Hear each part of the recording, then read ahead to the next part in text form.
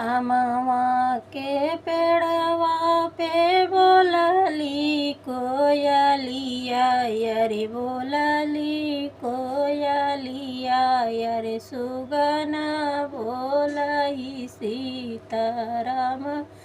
रे लालनवा यरे सुगना बोलही सीताराम रे लालनवा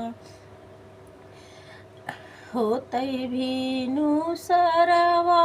रे बाबा जगावई रे उठू बेटा चल ससुर रे लालनवा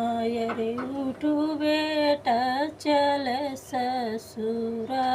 रे लालनवा आमवा के पेड़वा पे बोलली कोयलिया रे सुगना बोलई सीताराम रे लालनवा होतई सुबेरे मोर पापा जगावई रे उठू बेटा चल ससुर रे लालनवा रे उठू बेटा चल ससुर रे लालनवा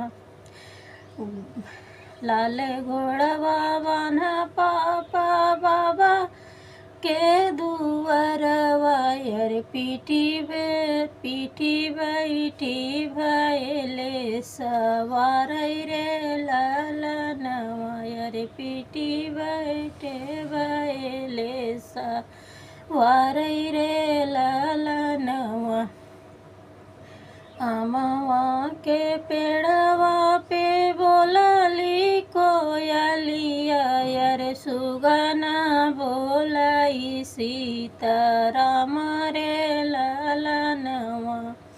होतई सुबेरे मोर चाचा जगावई रे उठ बेटा चल ससुरारी रे लालनवा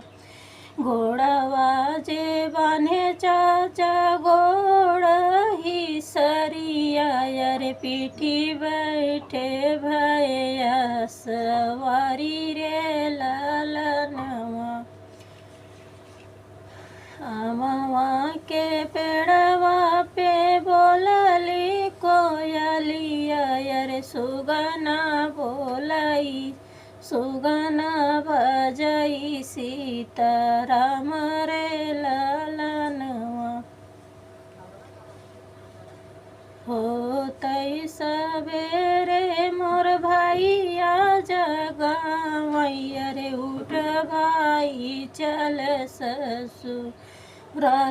रे लालनवा गाड़िया सजा तू हाय मालिया दुआरवा रे सीटी बैठी चलब ससुरारी रे लालनवा।